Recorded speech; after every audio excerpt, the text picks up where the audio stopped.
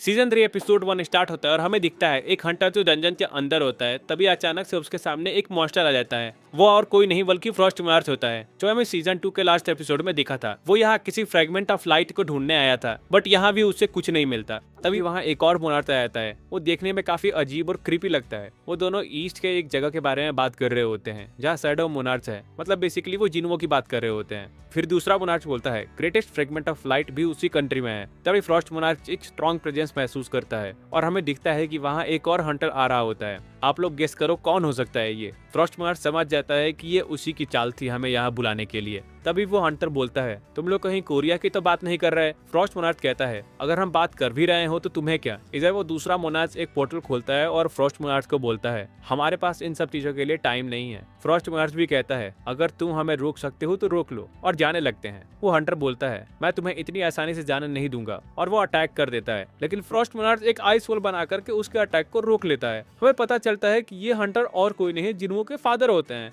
फिर scene shift होता है और हमें एक रेड गेट दिखाया जाता है जिसमें जिनवो गया था। वहाँ अब उसका सामना डंजन के बॉस से होता है। बॉस काफी गुस्से में होता है और बोलता है तुमने अब तक बहुत अच्छा फाइट किया और जिंदा भी हो, बट अब तुम चारों तरफ से घिर चुके हो। इस जंगल में चारों तरफ मेरी आर्मी पहले से ही छिपकर बैठी है। फिर वो अपने आर्मी को आवाज लगाता है, बट बहुत देर तक वहाँ कोई नहीं आता। जिनवो स्माइल करता है और अपनी शैडो आर्मी को बाहर आने के लिए कहता है, और हमें दिखाई देता है कि जिनवो की शैडो सोल्जर्स ऑलरेडी सब मॉन्स्टर को मार चुके थे और वो लोग उनकी डेड बॉडीज लेकर के बाहर आ जाते हैं। ये देखकर के बॉस और भी ज्यादा गुस्सा हो जाता है। फिर वो अपने बचे हुए मॉन्स्टर को अटैक करने के लिए बोलता है, लेकिन इधर जिनवो भी अपने शैडो सोल्जर को भेज देता है। जिनवो के शैडो सोल्जर आसानी से सारे मॉन्स्टर को मार देते हैं। अब सिर्फ बॉस बचता है। वो ये सब देख करके गुस्सा हो जाता है और जिनवो की तरफ अटैक करने के लिए आगे बढ़ता है। लेकिन तभी टस्क अपने ग्रेविटेशन मैजिक का यूज करके उसे जमीन पे पटक देता है। फिर जिनवो बॉस के पास जाता है और कहता है मेरे सवालों का सही जवाब दो तो शायद तुम्हें कम दर्द होगा। लेकिन बॉस कुछ बोलने से पहले ही मर जाता है। जिनवो समझ जाता है कि सिस्टम फिर से इंटरफेरेंस कर रहा है। तभी उसे याद आता है डीमन कैसल क्लियर करने के बाद उसे एक की मिली थी जो सिर्फ लेवल 100 होने के बाद ही यूज हो सकती थी।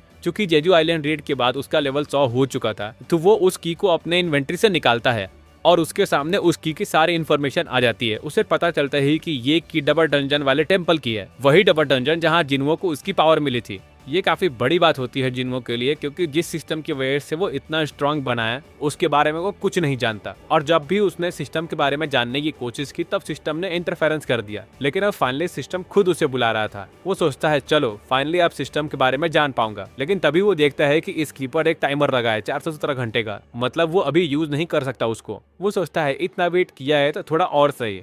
फिर सीन शिफ्ट होता है और हमें दिखता है कि जिन्हो काफी गुस्से में है, क्योंकि जिन्हो के हेटर्स ऑनलाइन हेट फैला रहे होते हैं। वो उन सबको रिप्लाई कर रहा होता है। तभी वहाँ जिन्हो भी आ जाता है। वो एक बैग भर के एसेंस स्टोन्स जिन्हो को देता है और कहता है तुमने बोला था ना कि हमें नए गिल्ड के लिए बहुत पैसों की जरूरत होगी, तो इतने में तो हो जाएगा ना। जिन्हो कहता है ये तो बहुत सारे हैं, क्या तुमने कोई हाई रैंक गिल्ड क्लियर किया है? अब तो हमें नए एम्प्लॉय की सैलरी के बारे में भी सोचना नहीं पड़ेगा। जिन्हो कहता है ओ हाँ, मैं तो एम्प्लॉयज के बारे में भूल ही गया था, हमें नई गिल्ड के लिए एक नई एम्प्लॉय भी ढूंढना होगा। जिन्हो कहता है हाँ वो तो है, लेकिन उससे पहले क्या तुमने अभी तक हमारे गिल्ड का नाम सोचा है? फिर दोनों गिल्ड के नाम को लेकर के काफी डिस्कस करते हैं। तभी जिन्हो बोलता है सोलो प्ले गिल्ड नाम कैसा होगा। जिन्हो को ये नाम बिल्कुल पसंद नहीं आता, बट वो कुछ बोलता भी नहीं है। वो मन ही मन में सोचता है कहीं ये मजाक तो नहीं, भला अपने गिल्ड का नाम ऐसा कौन रखता है। तभी डोरबेल बजती है। जिन्हो गेट खोलता है और वहाँ हंटर चाव होती है। ये देख करके जिन्हो शॉक हो जाता है, लेकिन वो जिन्हो से मिलने आई होती है। जिन्हो पूछता है तुम यहाँ क्यों आई हो? क्या बोलती है मुझे तुम्हारा गिल्ड ज्वाइन करना है। जिन्हो पूछता है क्या चेयरमैन ने तुम्हें यहाँ भेजा है या फिर जोंगिन ने तुम्हें अपने गिल्ड से निकाल दिया? क्या बोलती है नहीं ऐसा कुछ भी नहीं है। जिन्हो पूछता है तो फिर तुम्हें हमारा सोलो प्ले गिल्ड क्यों ज्वाइन करना है? ये सुनकर चा शॉक हो जाती है। वो पूछती है क्या तुम सच में अपने गिल्ड का नाम सोलो प्ले रखे हो? जिन्हो कहता है हाँ, मैंने और हमारे वाइस गिल्ड मास्टर ने मिलकर डिसाइड किया है। जिन्हो बोलता है वेट, मैंने कब डिसाइड किया? और मैं जो नाम सजेस्ट किया था उसका क्या? जिन्हो कहता है तुमने कुछ कहा है नहीं, तो मुझे लगा तुम भी एग्री करते हो। तभी जिन्हो नोटिस करता है कि चा की हार्टबीट बहुत तेज है, लेकिन वो नॉर्मल एक्ट कर रही है। उसे शक होता है कि वो कुछ छुपा रही है। जिन्हो कहता है तुम अभी भी अपने पुराने गिल्ड के साथ कॉन्ट्रैक्ट में हो, तुम हमारे गिल्ड में कैसे ज्वाइन कर सकती हो? चा बोलती है मैं उनको कॉन्ट्रैक्ट तोड़ने के लिए पेनल्टी पे कर दूंगी, जो भी अमाउंट होगा। जिन्हो और ज्यादा डाउट करने लगता है। वो सोचता है इतनी बड़ी पेनल्टी पे करने को भी रेडी है सिर्फ मेरे गिल्ड में आने के लिए। जिन्हो कहता है हमारे पास तुम्हारे जैसे एस हंटर को सैलरी देने के लिए पैसे नहीं है। चा कहती है मुझे सैलरी भी नहीं चाहिए। जिन्हो पूछता है तो फिर क्यों ज्वाइन करना चाहती हो हमारे गिल्ड?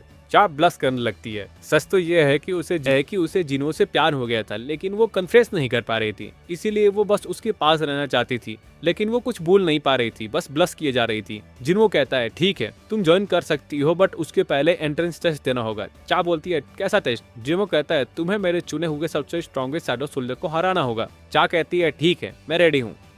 इसके बाद दोनों हंटर एसोसिएशन के जिम में जाने के लिए सोच रहे होते हैं एंट्रेंस टेस्ट के लिए, लेकिन जिम काफी दूर होता है। तो जिन्हो सोचता है क्यों ना शैडो एक्सचेंज स्किल का यूज किया जाए। इसी बहाने उसे ये भी पता चल जाएगा कि वो अपने साथ किसी और को भी टेलीपोर्ट कर सकता है या नहीं। फिर वो चा को थोड़ा पास बुलाता है और शैडो एक्सचेंज स्किल का यूज करता है, और स्किल काम भी कर जाती है और वो दोनों एक साथ जिम में टेलीपोर्ट हो जाते हैं। चा ये देख कर काफी हैरान हो जाती है कि ये कैसे हुआ। जिन्हो बोलता है चलो शुरू करते हैं अब, लेकिन चा कहती है 1 मिनट, मैंने अपना वेपन तो ऑफिस में ही छोड़ दिया। फिर जिम के स्टोरेज रूम से वो एक शॉट ले आती है और कहती है मैं अब रेडी हूँ। जिन्हो इग्रिस को समन करता है और बोलता है मेरे शैडो आर्मी का सबसे बेस्ट शॉट्समैन यही है। चा पूछती है विनर कैसे डिसाइड होगा? जिन्हो बोलता है जब तक तुम मेरे शैडो सोल्जर को डिस्ट्रॉय ना कर दो या फिर जब तक तुम खुद से सरेंडर ना कर दो।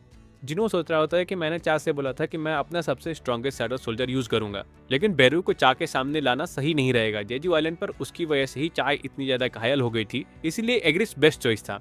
इसके बाद उनकी फाइट स्टार्ट होती है, दोनों की शॉट्स टकराती है जिसकी वजह से तेज धमाका होता है। तभी हमें दिखाई देता है कि थियरमैन भी उस बिल्डिंग में होते हैं, उनको भी ये आवाज सुनाई देती है। वो सोच रहे होते हैं कि आज तो किसी हंटर ने जिम के लिए रिजर्वेशन नहीं किया था। फिर वो जिम का कैमरा चेक करते हैं तो उन्हें जिन्हो और चा दिखाई देते हैं। वो सोचते हैं कि ये लोग यहाँ कब आए और क्यों। तभी उनको याद आता है कि जेजू आइलैंड रेड के बाद जैसे ही चा होश में आई थी उसने सबसे पहले जिन्हो के बारे में ही पूछा था। चेयरमैन को लगता है कि दोनों के बीच में कुछ चल रहा है, इसीलिए वो जिम का कैमरा ऑफ करवा देते हैं क्योंकि वो उनका प्राइवेट मूवमेंट रिकॉर्ड नहीं करना चाहते थे। तभी फिर बिल्डिंग हिलने लगती है और उनके पीछे लगी पेंटिंग भी गिर जाती है फाइट की वजह से, लेकिन चेयरमैन कुछ गलत ही समझ लेते हैं। अब वो क्या सोच रहे होते हैं ये तो मुझे बताने की जरूरत नहीं है, तो आप लोग ही कमेंट में बता दो कि चेयरमैन को क्या लगता है। दूसरी तरफ हमें दिखाई देता है कि चा ने इग्रिस को इजीली हरा दिया था। ये देखकर के जिन्हो भी शॉक में रह जाता है। तभी चा बोलती है क्या ये ब्लैक नाइट तुम्हारा सबसे स्ट्रॉन्गेस्ट सोल्जर था? तुमने कहा था कि तुम अपना सबसे स्ट्रॉन्ग सोल्जर यूज करोगे तो उसको समन करो। वो बेरू के बारे में बात कर रही होती है,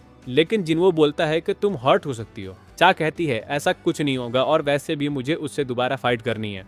तो जिन्हो फाइनली बेरू को समन करता है और उसे एक ऑर्डर देता है, चा को बिना हार्म किए डिफीट करो। बेरू कहता है जैसा आप कहे माय किंग। फिर वो जोर से रॉर करता है और जिससे ही जिम के सारे शीशे टूटने लगते हैं। चा उसे देख करके सोच रही होती है कि जिन्हो ने इस मॉन्स्टर के साथ फाइट किया था। बेरू अपने पंजे निकाल करके अटैक करने वाला होता है, लेकिन जिन्हो कहता है उन्हें हटा लो, वरना अगर चा को थोड़ी भी चोट लगी तो मैं तुम्हें नहीं छोड़ूंगा। बेरू तुरंत अपने नाखून अंदर कर लेता है और कहता है यस माय किंग। चा अटैक करने के लिए तैयार होती है, लेकिन तभी अचानक बेरू उसके पीछे आ जाता है। चा को याद आता है कि जेजू आइलैंड पर भी उसने यही किया था। वो कहती है तुम्हें क्या लगता है कि मैं दोबारा सेम तरीके फंसूंगी? फिर वो तुरंत अटैक कर देती है अपनी तलवार से, लेकिन बेरू सिर्फ 2 उंगलियों से उस अटैक को रोक देता है। बेरू सोच रहा होता है कि मेरी किंग ने मुझे बिना हर्ट किए ओपोनेंट को डिफीट करने के लिए बोला है, तो इसका बेस्ट तरीका यही होगा कि मैं अपने आप को इतना स्ट्रॉन्ग दिखाऊं कि सामने वाले की लड़ने की इच्छा ही खत्म हो जाए। चा एक के बाद एक अटैक कर रही थी। अब आप सबको पता है कि चा कितनी स्पीड फाइट करती है, लेकिन बेरू भी कम नहीं था। वो सारे अटैक को इजीली डॉज कर रहा होता है, वो भी एक जगह से हिले बिना, सिर्फ अपने बॉडी मूवमेंट से अटैक को डॉज कर रहा होता है। फिर वो जोर से चा के मुंह पर रोर करता है, जिसका प्रेशर से चा दूर चली जाती है। जिन्हो कहता है विनर ऑलरेडी डिसाइड हो चुका है, क्या तुम अब सेटिस्फाई हो? लेकिन चा बोलती है नहीं, मुझे और फाइट करनी है। जिन्हो को पता था कि बेरू उसके दूसरे शैडो सोल्जर से काफी अलग है, उसका जन्म ही सिर्फ किलिंग के लिए हुआ था। लेकिन जिन्हो देखता है कि बेरू अपने किलिंग इंटेंट को दबा रहा होता है। उनका फाइट दोबारा स्टार्ट होता है, लेकिन इस बार बेरू सिर्फ डिफेंड ही नहीं कर रहा होता बल्कि अटैक भी कर रहा होता है। इस वजह से चा की शॉट भी टूट जाती है, लेकिन फिर चा हार नहीं मानती। वो डिसाइड करती है कि अब वो अपना सबसे स्ट्रॉन्गेस्ट अटैक यूज करेगी और एक ही बार में फाइट खत्म करेगी।